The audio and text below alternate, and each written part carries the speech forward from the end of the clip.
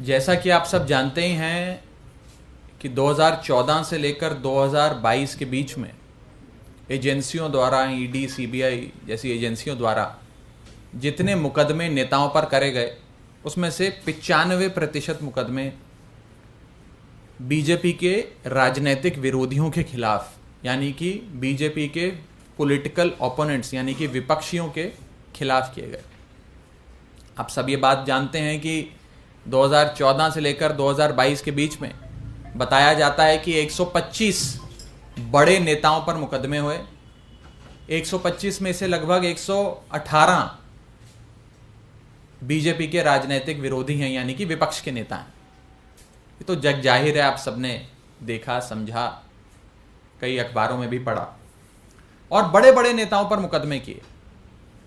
मनीष सिसोदिया से लेकर संजय राउत तक, राहुल गांधी से लेकर सोनिया गांधी तक, पी चिदम्बरम से लेकर फारूक अब्दुल्ला तक, अनिल देशमुख से लेकर नवाब मलिक तक, सारे जो बड़े शीर्ष नेता हैं अपनी अपनी पार्टियों के, उन पर मुकदमे दर्ज करे गए और केसेस को पकाया गया। पकाया इस तरह गया कि जब मौका मिलेगा, चुनाव नज़दीक आएगा, राजनीतिक परिस्थितियां बदलती नजर आएंगी, तो समन भेजकर उनको बुला लेंगे, एजेंसियों के चक्कर कटवाएंगे और फिर भी वो नेता नहीं माना तो उसे पकड़ के जेल में डाल देंगे। ये चलता आ रहा है। और इस बीच एक बड़ी राजनीतिक डेवलपमेंट होती है। वो बड़ी राजनीतिक डेवलपमेंट है इंडिया गठबंधन का बनना।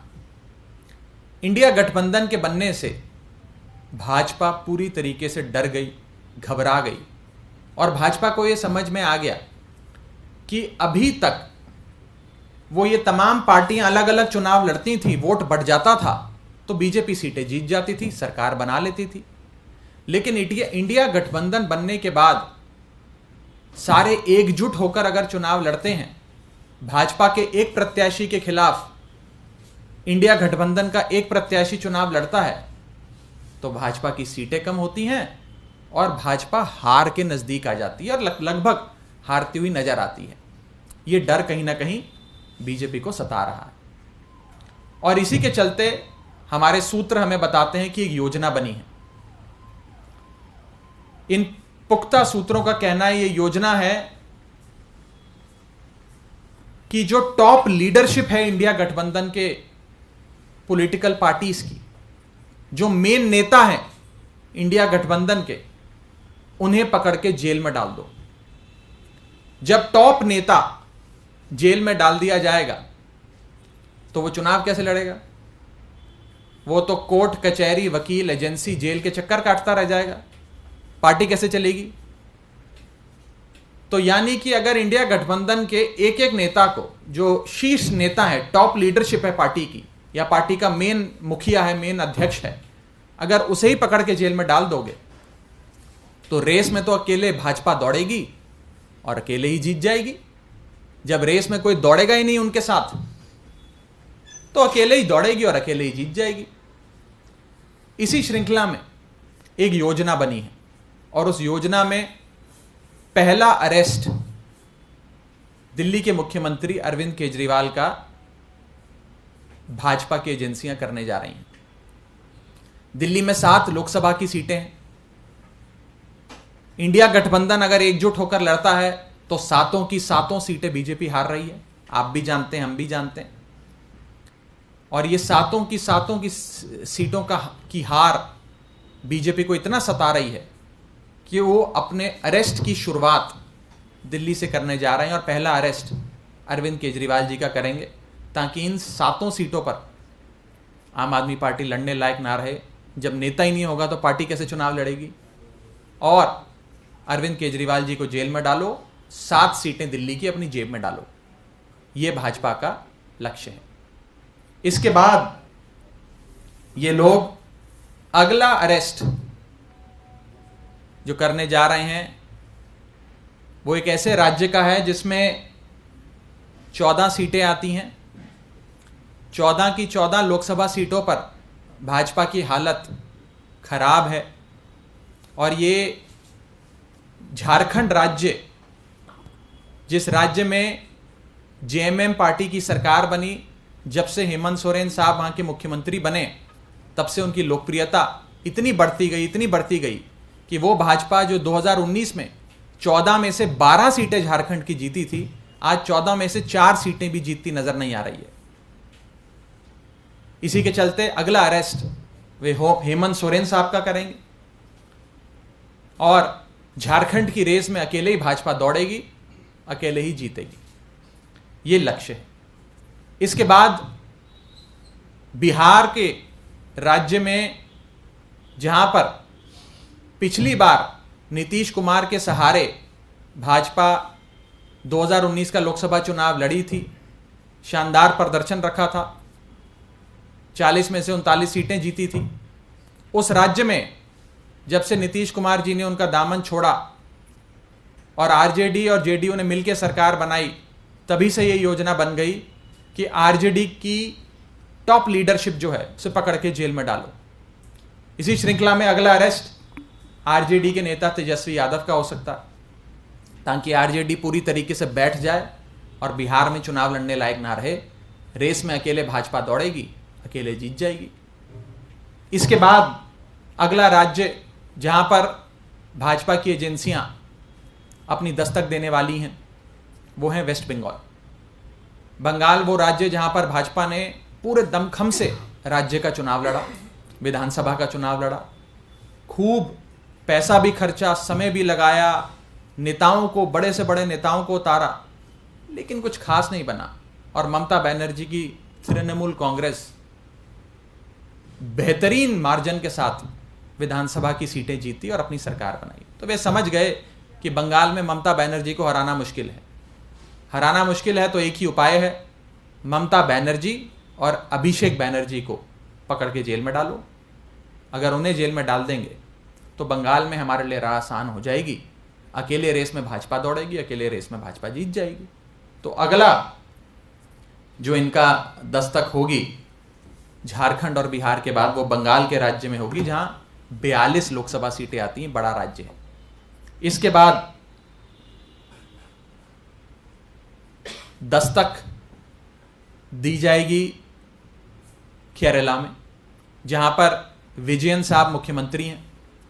जब से सीपीएम की वहां सरकार बनी, पिनराई विजयन साहब मुख्यमंत्री बने, तब से उनकी लोकप्रियता बढ़ती जा रही है। और आलम कुछ इस कदर है कि केरल में 20 लोकसभा सीटें आती हैं, 20 में से एक भी सीट भाजपा की नहीं है।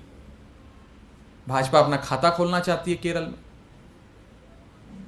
खाता खोलने के लिए विजयन साहब को हराना और सीपीएम को केरल में हराना असंभव है, बहुत मुश्किल है, बहुत कठिन है। आसान बस इतना है कि केरल के मुख्यमंत्री पिनराई विजयन को पकड़ के जेल में डालो। वो जेल जाएंगे तो पार्टी चुनाव नहीं लड़ पाएगी, पार्टी चुनाव नहीं लड़ पाएगी तो भाजपा की जीत निश्चित है। ये 4-5 मुख्य अरेस्ट करने के बाद अगली दस्तक जो भाजपा की एजेंसियां देंगी वो तमिलनाडु में। तमिलनाडु फिर एक ऐसा राज्य जहां पर लोकसभा की 39 यानी कि 39 सीटें आती हैं, बड़ा राज्य है। और इन 39 सीटों में से एक भी सीट भाजपा की नहीं है। तमिलनाडु में एक बड़ा राजनीतिक दल जो बीजेपी के साथ अलायंस में था, बीजेपी के साथ गठबंधन में था, AIADMK, वो भी बीजेपी का साथ छोड़ के चला गया। तमिलनाडु में भाजपा की हालत पतली है। तो तमिलनाडु में एंट्री करने के लिए, कुछ सीटें तमिलनाडु से लोकसभा की बटोरने के लिए, अपना खाता खोलने के लिए सबसे आसान काम है कि MK स्टैलिन जो वहां के सबसे लोकप्रिय नेता हैं, मुख्यमंत्री हैं, उनके करीबियों को पकड़ के जेल में डालो। और आप देख ही रहे हैं कि कैसे उनके एक मंत्री सेंथिल को इन्फोर्समेंट डायरेक्टरेट ने पकड़ के जेल में डाल दिया और नेताओं को अब बहुत जल्द पकड़ा जाएगा। और MK स्टैलिन को, उनकी पार्टी को कमज़ोर करो ताकि वो तमिलनाडु में इलेक्शन लड़ने के काबिल ना बचे। उसके बाद अगली दस्तक तेलंगाना में दी जाएगी, जहां पे फिर आने वाले राज्य का चुनाव और आने वाला राष्ट्रीय चुनाव दोनों भाजपा बुरी तरीके से हार रही है और वहां पर BRS पार्टी बहुत मजबूत है। तो BRS पार्टी को दौड़ से हटाने के लिए BRS के शीर्ष नेतृत्व KCR और उनकी बेटा और बेटी को अरेस्ट करने की तैयारियां चल रही हैं। इसी श्रृंखला में आखिरी दस्तक जो दी जाएगी वो महाराष्ट्र में दी जाएगी।